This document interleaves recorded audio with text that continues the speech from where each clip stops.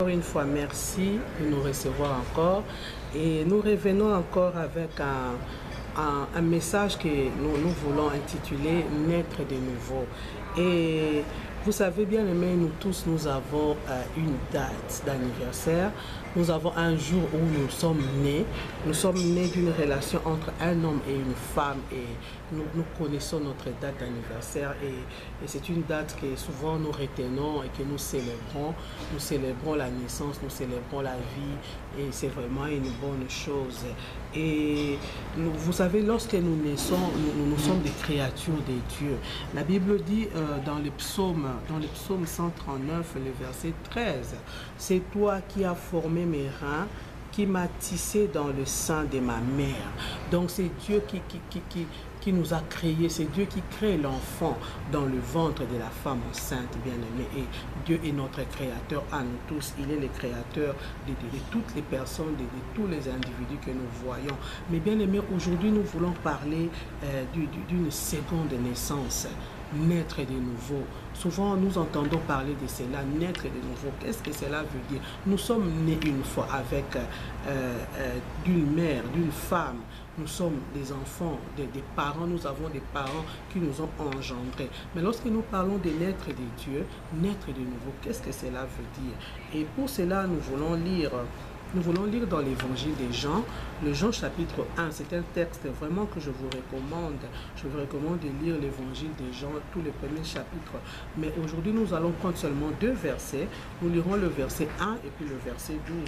La Bible dit, au commencement était la parole était avec Dieu et la parole était Dieu.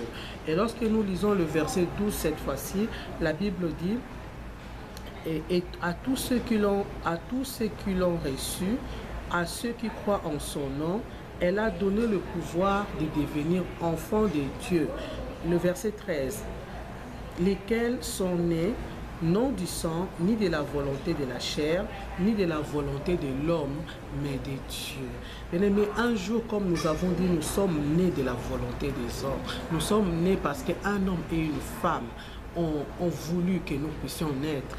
Mais ici, la Bible parle aussi de naître de Dieu. Quand au verset 1, la Bible présente la personne de Jésus-Christ, la Bible commence par dire que par le présenter comme étant cette parole qui était au commencement avec Dieu, et cette parole qui était Dieu. Et plus loin, nous allons voir que cette parole est venue habiter parmi les hommes. Cette parole s'est faite chair. Son nom Emmanuel veut dire Dieu avec nous, c'est-à-dire qu'il est venu habiter parmi les hommes. Et au verset 12 maintenant, la Bible nous dit à ceux qui l'ont reçu, à ceux qui reçoivent cette parole, la parole donne le pouvoir de devenir enfant de Dieu. En fait, devenir enfant de Dieu, c'est un privilège bien-aimé, c'est un pouvoir, comme la Bible nous montre au verset 12.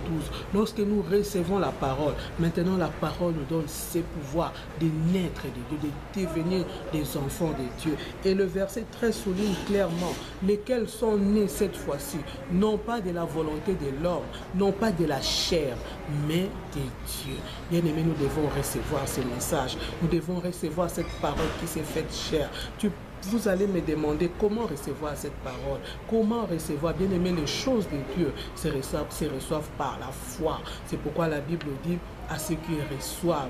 Parce que nous devons croire au message de Jésus-Christ. Nous devons croire à l'évangile, à ce que le Seigneur a dit, à ce que le Seigneur a dit qu'il est. Il a dit qu'il est le Fils de Dieu. Il est Dieu venu en chair pour nous sauver. Si tu reçois ce message, si tu crois que Jésus-Christ est réellement le Fils de Dieu, qu'il est venu dans ce monde, qu'il est né en chair dans ce monde, il est devenu un homme pour nous sauver. Il est mort sur la croix pour nos péchés. Et si nous recevons ce message et nous croyons qu'il est ressuscité, qu'il est assis à la droite de la majesté divine et qu'il reviendra pour juger les vivants et les morts, bien aimés, si nous recevons ce message-là, la Bible dit il nous donne le pouvoir de devenir des enfants de Dieu.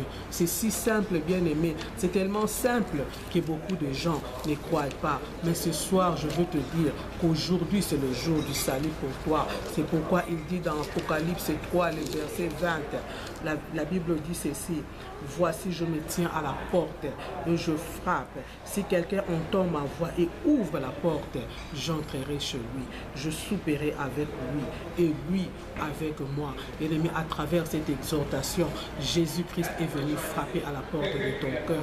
Jésus-Christ veut te donner le pouvoir, les privilèges de naître de nouveau, de connaître la seconde naissance, la deuxième naissance, pour que tu puisses devenir un enfant de Dieu. Si tu as reçu ce message, tu peux faire cette prière avec moi.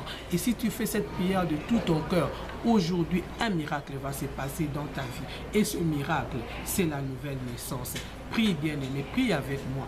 Répète cette prière après moi. Tu peux dire ceci. Seigneur Jésus-Christ, merci pour ta parole. Je crois que tu es le Fils de Dieu, que tu es venu sur la terre pour me sauver. Je crois que tu es mort pour moi sur la croix. J'ouvre mon cœur, entre dans mon cœur, sois mon Seigneur et mon Sauveur.